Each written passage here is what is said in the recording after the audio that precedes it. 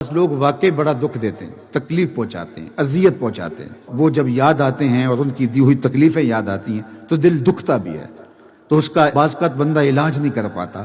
تو میں نے تو وہ طریقہ آزمایا ہے، آپ بھی آزمائیں۔ جس نے دکھ دیا ہے اس کو تصور میں لائیں اور اپنے گھر میں بیٹھ کے کہیں جا تجھے معاف کیا، جا تجھے معاف کیا، جا تجھے معاف کیا۔ آپ اس کو معاف کر رہے ہیں، یہاں سے ہلکے ہوتے چلے جائیں گے۔ نہیں معاف کریں گے تو پھر کیا کریں گے؟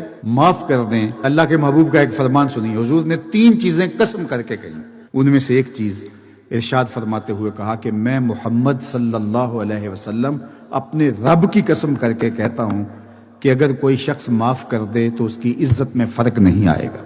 اگر کسی نے دکھ دیا ہے، تکلیفیں دی ہیں، تو وہ بوجھ کیوں اٹھائے پھر رہے ہو؟ ایک تو وہ دکھ دیا، اس نے آپ کو اذیت پہنچائی، اور دوسرا آپ اس بوجھ کو اٹھائے پھر رہے ہیں۔ واقعی کوئی ایسا ہے کہ آپ سمجھتے ہیں کہ اس سے میں نہیں چل سکتا تو ایک کنارے پہ ہو جائیں، لیکن یہاں اتنا کچھ رکھنے کی ضرورت نہیں ہے۔ اس کو صاف کریں۔ اے دل حجرہ رب سچے دا، یہ اس کا حجرہ ہے، اس میں غیر کو کیوں بٹھایا ہوا ہے اور فضول لوگوں کو بٹھایا ہوا ہے؟ تو اس دل کے اندر اسی کے جلوے ہونے چاہیے، اسی کا جمال ہونا چاہیے، اور اسی کے رنگ اور اسی کا نور ہونا چاہیے۔